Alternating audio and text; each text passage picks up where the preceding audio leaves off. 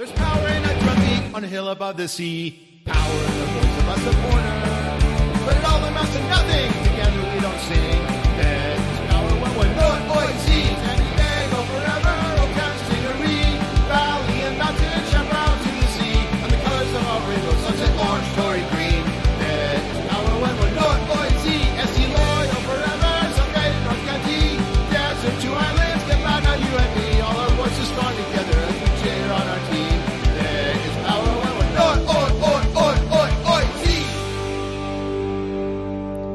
Welcome to the Loyal Locals podcast.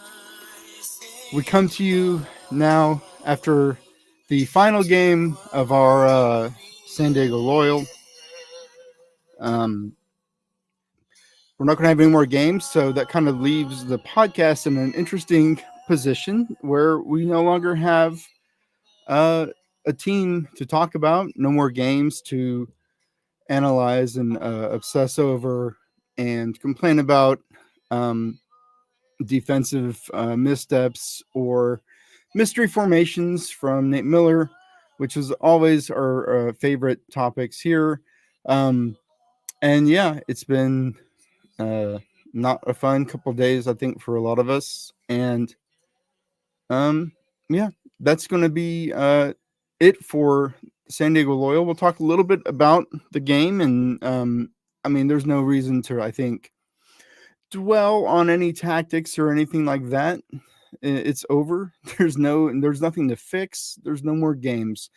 But to help me and you get through this, I'm going to bring on producer John Cross. John, how are you? It has been an emotional last 48 hours for certain, but I think I have found my peace. I don't know if other people have, but I think I am in a spot where I am comfortable moving forward from this. Yeah, that is such a mature and like mentally healthy place to be. Because I got to tell you, I'm fucking pissed. I'm so angry about the business of soccer in this country, and how Agreed. it just doesn't value the fans. Everything that is valued are like all of the kind of the wrong things. We value sponsorships and luxury box sales and the sponsor for the corner kick and the coin toss sponsor, and keeping sponsors happy and not rocking the boat and maybe not being too controversial to scare away sponsors. So that's what the priority is. And if you look at the list of priorities mentioned in one quote from somebody involved with this new team, the list of who they're here for, I think, began with owners, and then I don't remember what it began with, but I remember it began what with it ended owners. The owners was the first thing, and then it went down to like the sponsors and the partners and the season ticket holders, and then the very last priority was the supporters, Right. which really says it all. You have a club that kind of builds around supporters, and a club that builds around not giving a shit about supporters. So there's a difference there for sure. So yeah, bitter and angry about that being just allowed to happen by our soccer federation, which is just unfair to everybody who's turned out for this team over the last 3 years, 4 seasons, 3 years. So a lot to be said about that. We do have a future to talk about. Can you maybe tease a little bit about what's coming up? We are having another show at 9. What's that going to be about? Right. There's going to be a show at 9.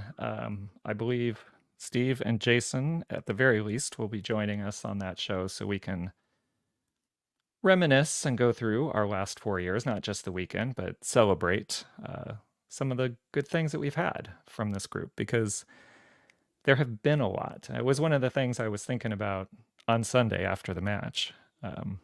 Just in my mind, as we're doing all our stuff, was just going through all the wonderful experiences we had and all the things that were shared, in the last 48 hours on social media from around the world, really. But just comments that people had and just recognizing and appreciating this unique and special thing that we had that wasn't, I mean, but I guess for anybody who might be watching this outside of our group, which maybe some people with morbid curiosity might turn into a couple of our podcasts here at the end. But if there is anybody out there, like, this can be replicated in other places. This is not, it wasn't something magical and special, other than the people who were involved were determined to make it happen. And if you're determined to make it can happen in other places. And I think what you had said a little earlier about the state of soccer and the business of soccer, I think those are conversations we're going to be having as a group moving forward. And I think there are a lot of ways as fans we can help put pressure on various groups and look to enact some change. But those are conversations to be happening a Man, little bit imagine later. if Elon Musk was obsessed with USL Soccer instead of Twitter. Imagine the world we would live in if that dude had injected 44 billion into a rival football league or federation, instead of inviting Nazis back to Twitter. What a world that would be. But it's a choice. We made a choice as a supporter group, and the Loyal made a choice as an organization, really to put people, human beings first. I don't think we ever directly stated that, especially as the locals, but it certainly evolved and became stronger over time. Yeah, what a huge mistake. I mean, they should have just been like, Boring Crest FC and really taking care of the owners first. Yeah, but I mean, I know you're being facetious, but um, when you think back, we never won a playoff game. We had a lot of things where people could look at it from the outside, from a more traditional sporting sense, and say we were a failure. What did we win? And it's I think if you ask anybody who is involved, you can't put a direct price on the experience we had. What we had and we were able to cherish all those times. And you saw it at the end of that last game. How many people stayed in the stadium? The players staying on there. On Monday I was thinking, I'm glad this happened at Torero and not at an away match, because we wouldn't have been able to have that time together when it was finally over. I mean, it was almost going to have to be then or the final. So yeah, going to Orange County and losing would have been just miserable because it would have been whoever had made the trip, and right, that's it. It wouldn't have been what it was Sunday night, which was, I mean, a powerful scene. I mean, I get choked up even just thinking about what it was watching.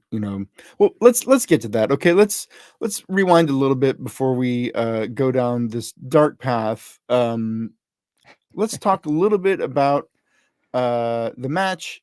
Going in, I feel like I was really anxious during the pregame in the parking lot. Like, usually I kind of float around and talk to a bunch of different people, but I really felt like just planting my feet and not moving for 2 hours. I really didn't feel good. I didn't feel good. I didn't feel like walking around. I wasn't having fun. I'm going to tell you right now, the pregame, I was not having fun. I was anxious. And that's because I knew that it could be it, right? Like, I knew that this could be the last one. So I spent a lot of time just like, uh, just like looking around and like trying to take it in and appreciate it, and it feel good. Not because I thought we would lose, but I knew that we could lose, right? And that would Right. be it. And that's why um and it was when Ronaldo Damos scored that opening goal in the 4th or 5th minute, um I thought we were on a rocket ship. I was like, okay, this is not going to be that. This isn't going to be a stressful match. Look at that. We're rolling. Right. Didn't turn out that way. A dumb penalty, and then we go ahead again on a incredible goal. That's the second goal from Ramus. Um, but once again, a defensive mistake, miscommunication between Koke and Grant Stoneman leads to another goal that just it's just bad luck. Like there's that was should not have ever happened. That second goal shouldn't have happened. It was just ridiculous. Um, and then they score early in the second half, and the team spends the entire second half on the offensive, trying to equalize. They looked like the better team throughout the match. Toomey earns that penalty on a generous whistle from the ref. I mean, it was a foul in the box, but I don't know if that always gets called as a penalty. I think somebody was saying on I don't know where I read it. I've been reading so much social media lately, but this ref has called penalty kicks in like all of his all of his last however many games. Like this is a ref that isn't afraid to point to that spot. So, luckily for us, it turned in our favor at the end of the match. And we lived to fight for another 30 minutes, and for 29 of those minutes it was up in the air. And then I think they just ran out of gas. A, an attacking run didn't work out, and nobody had the gas in the tank to really get back and stop Phoenix's counterattack. And that was it, right? You can really feel the air and the life exit the stadium when that ball went in. And the only reason I know that it was quiet in the stadium, even though, we kept chanting and drumming, I could actually hear the very small contingent of Phoenix fans celebrating, like 3 sections away. I should not have been able to hear them, but I could. And that was like how I knew that this stadium is quiet.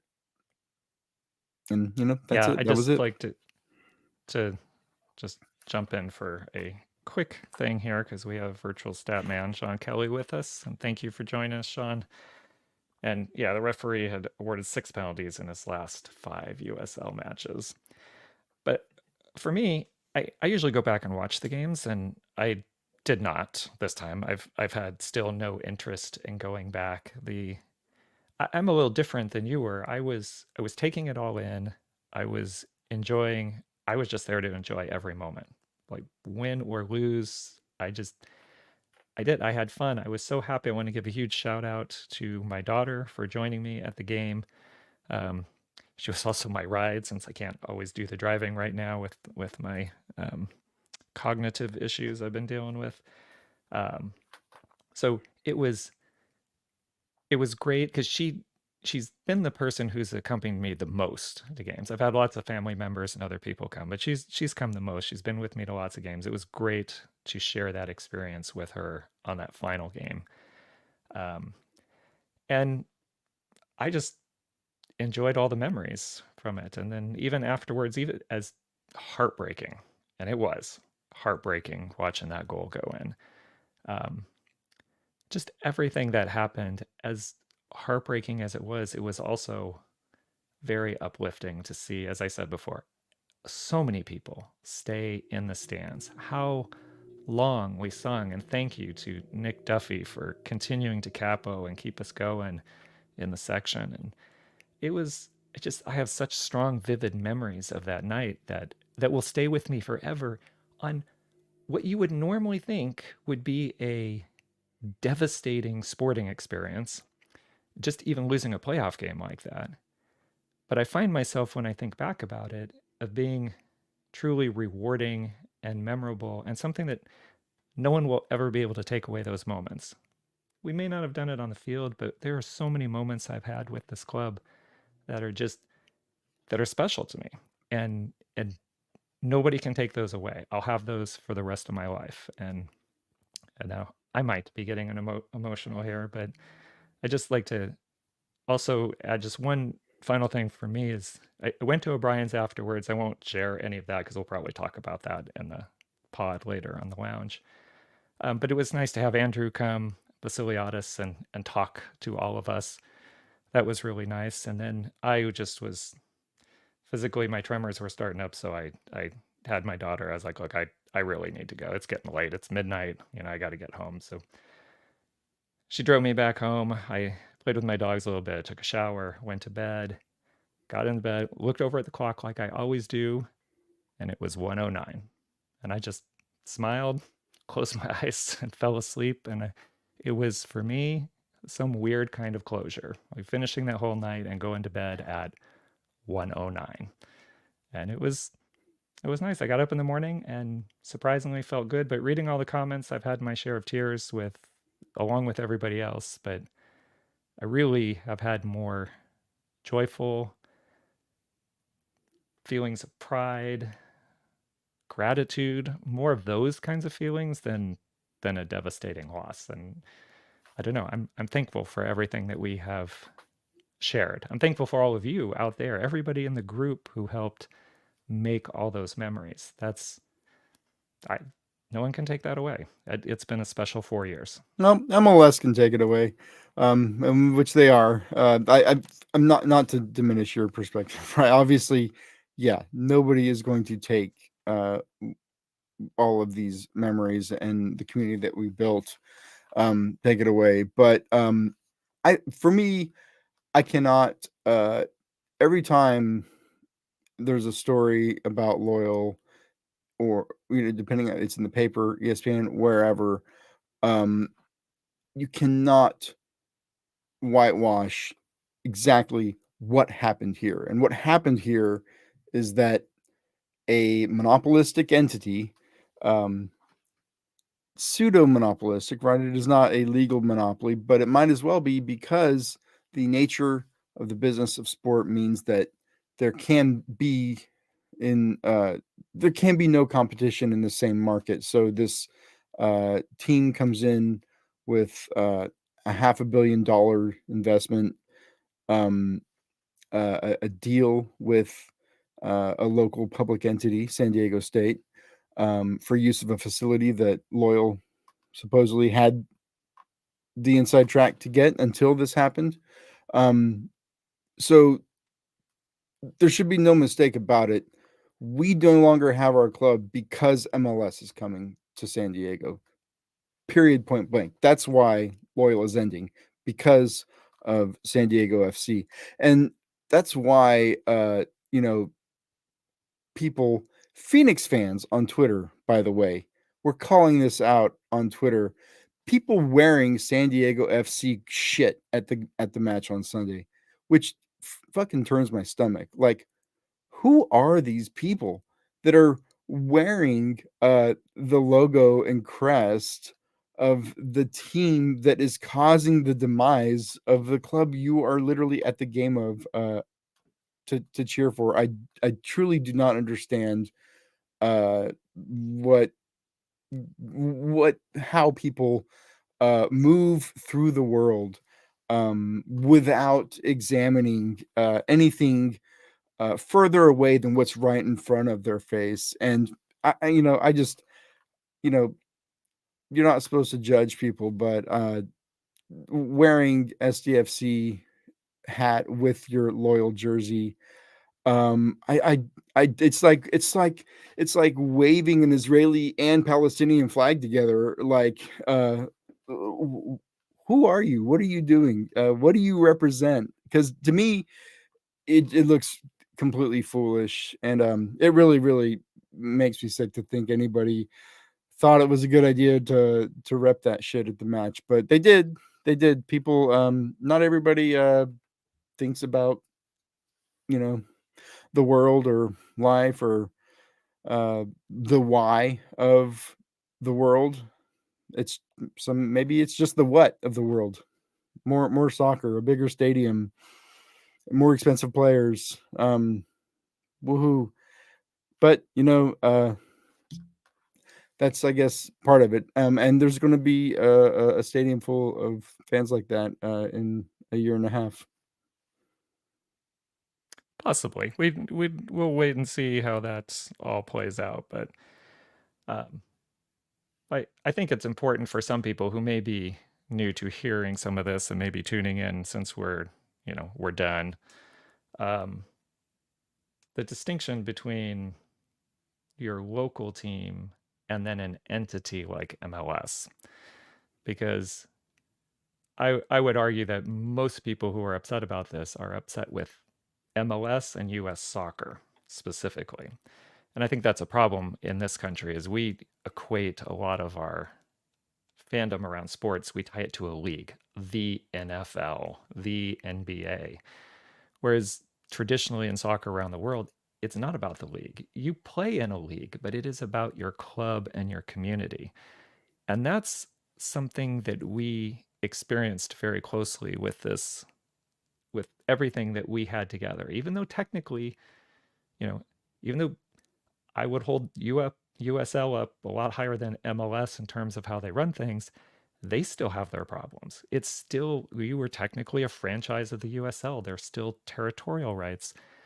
There are some systemic things in US soccer that really need to change. So that what happened to us doesn't happen to anybody else because there's so many other good grassroots programs around the country that do similar things to what we're doing. We were not an anomaly. We're not the only group that was like this. We just are the latest and right now high profile at the moment.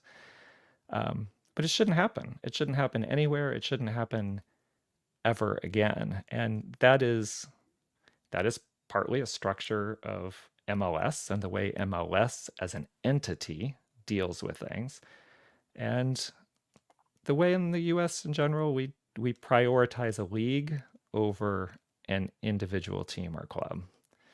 And those are, I'm sure, going to be part of our conversations moving forward as we decide, which is not going to be a topic really for this show or our lounge this week, but coming up in future weeks, we have to start having these real conversations of where do we go as a supporter group?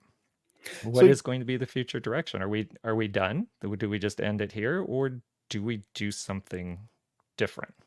Right?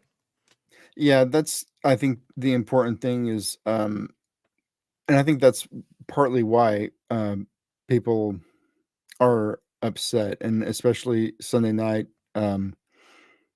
You mentioned people staying behind, and it wasn't just the supporter section. Obviously, the people around the whole stadium stayed late, um, but especially in 109, it remained full um, for a long time after the match ended, and after you know some players came through one by one. Uh, I think Nate Miller came through, Landon Donovan, um, who then went like to the middle of the field and like just like collapsed, which was, I think, difficult for a lot of people to see, like just how impacted he was. As were, and this is funny, as were the Phoenix fans who also stayed behind to take in this moment because it was such a uh, I mean, you're literally watching a club die, and people going through like the beginning of stages of grief as that realization hits. And I think even for the Phoenix fans, they said, it was. I'm kind of thinking about one tweet, like, it was awesome to win, and but then after we were done celebrating, it was really sad to be there and see, Yeah.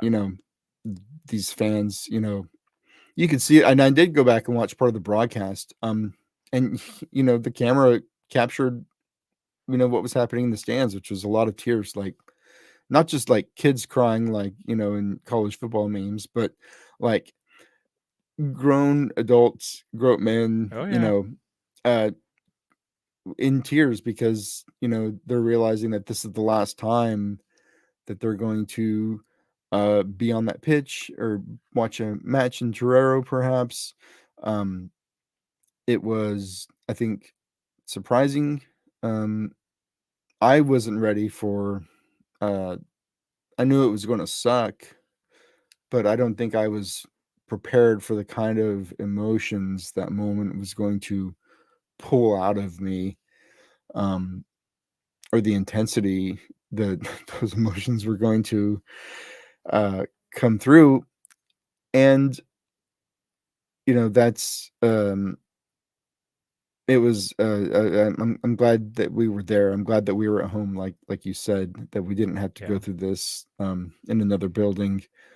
Uh, but it just goes to show like what you know the club and community meant to so many people. And this is not just in the supporter section. This is around the whole stadium.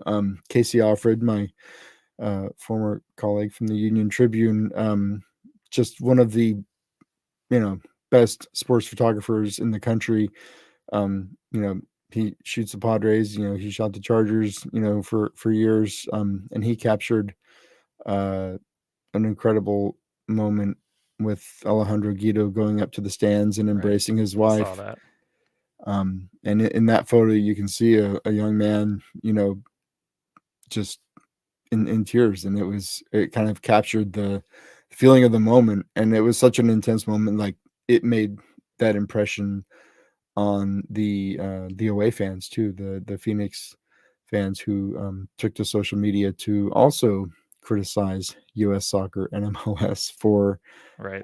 the way it repeatedly does this to community clubs. And I'm glad to be a part of it. I definitely, unlike you though, I'm not feeling at peace or any sort of closure. I feel like becoming one of those irritating Twitter people who just takes every opportunity to talk about pro rel and the need for reform in U.S. soccer. Like, I can't.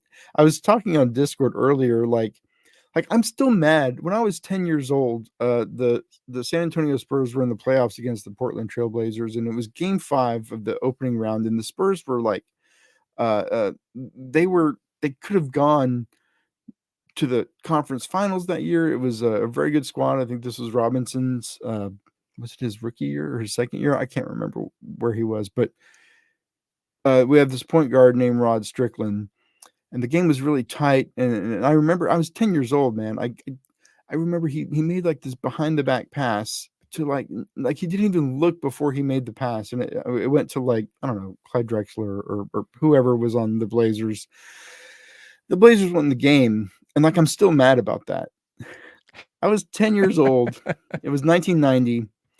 Um, and like it still makes me mad when I think about what the Rod Strickland doing that shit because it broke my heart as a 10-year-old kid. I never, cared about sports until that moment, and that was like the first like moment where I was like devastated by something that happened in a game. And you know, I don't forget that kind of thing. I don't forget the people who hurt me. And that's what made this loss so uh because you lose in the playoffs and it's like okay, we'll get him next year, but like the fact that there's no next year just it kind of had the opposite effect where I don't care about the result on the field anymore. I don't care about the performance. I don't care about the playoff losses. I don't care that we went to the playoffs 3 years in a row and lost each game. Like the results are completely meaningless to me because sports is all about optimism and the future and what's possible. And you lose, and there's always something possible coming in the future. And it's that future being taken away that makes me mad, not the results from the past. Well, speaking of future, because we are getting towards end of our time here, and we do have another show coming up at 9.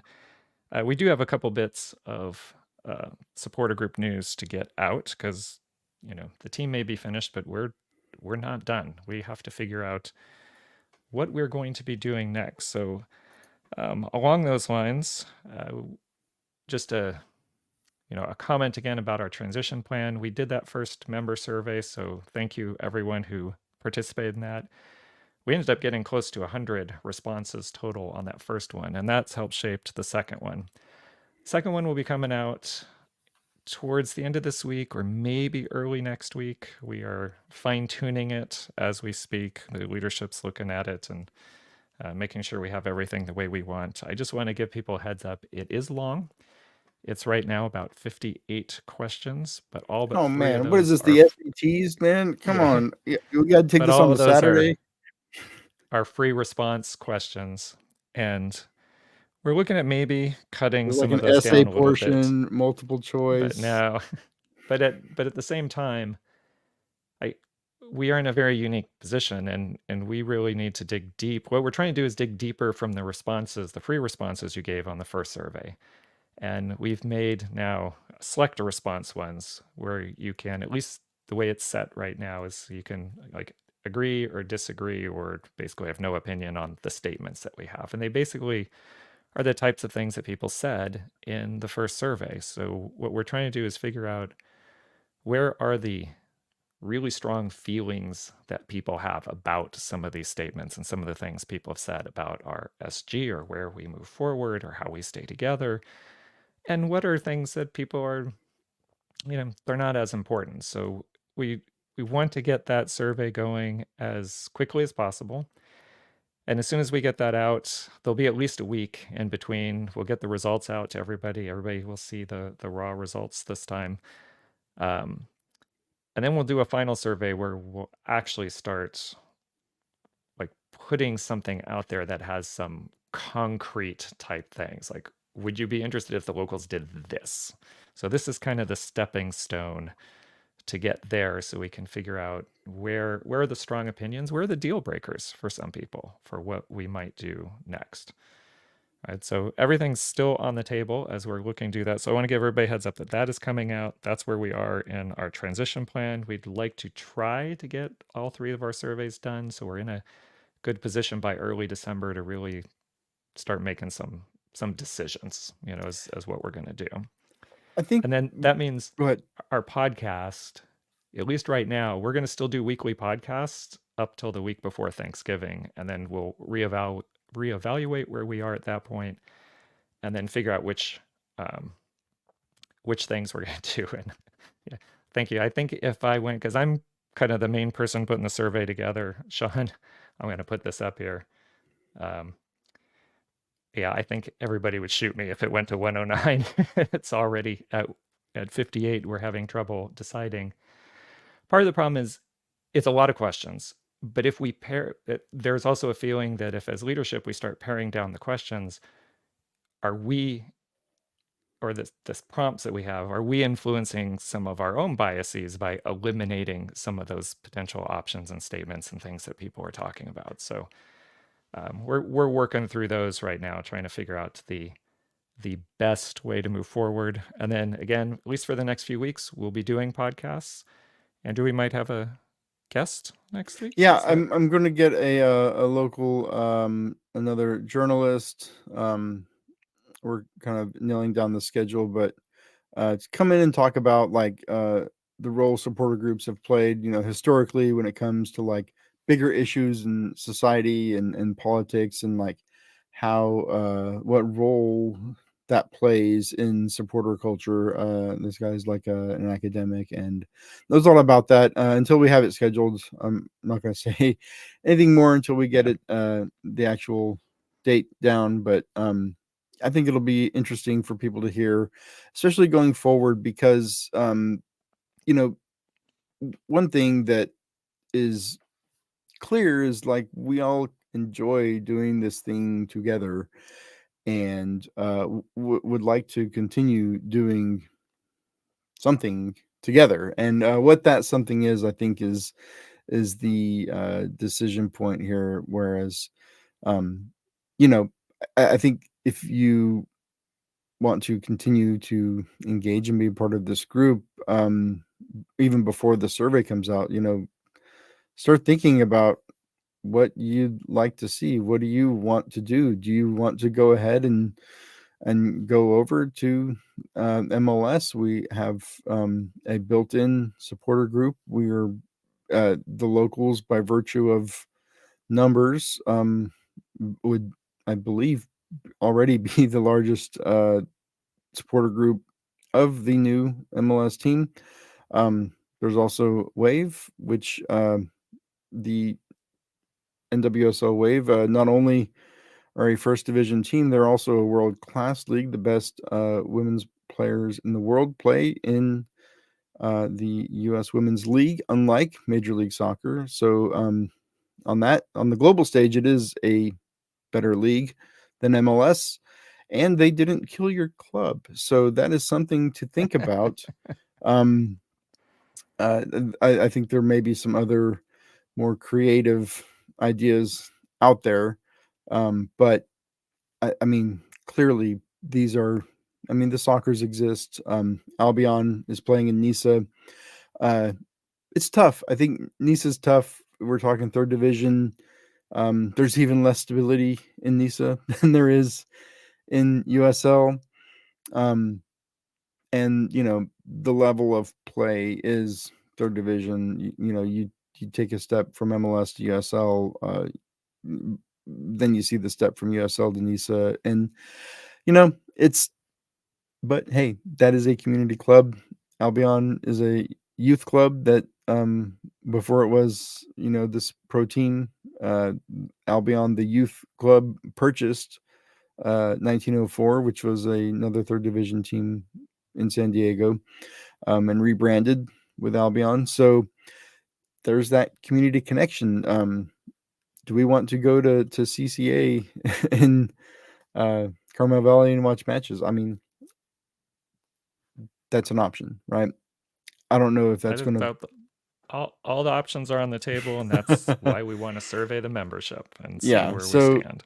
and of course, the Soccers, their season is about to begin. I think we should have some opportunities to get together and go watch some indoor soccer with the Soccers, which is a lot of fun. It's very affordable, and we get to tailgate.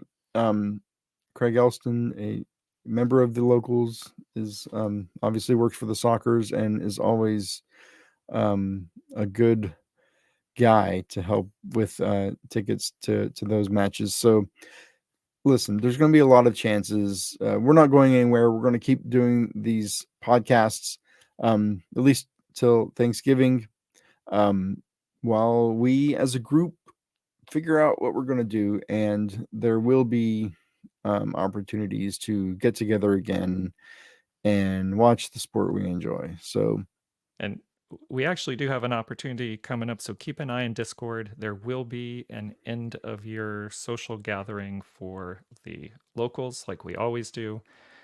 The club, we were waiting to see what was happening with the club, and the club initially, from what I understand, was trying to get something together for this coming Friday. So if you heard anything about something coming up Friday, possibly at Stone, I believe that is not happening at all at the moment.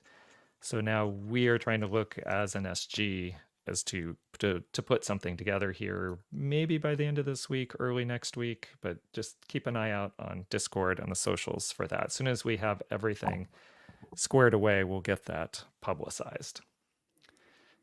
And then that's the SG news I have for now, till we start getting the surveys out and we can have some slightly different discussions. all right. Well, I know we're trying to sign off. We're going to have a lounge at 9:00. I hope if you're here for this stream, you come in, because you're going to actually hear from Steve, the locals president, and some other guests. I think Jason's going to be here. Yeah, should be at least those two, and I think we're gonna have some other people popping in. I think they were just waiting for confirmation.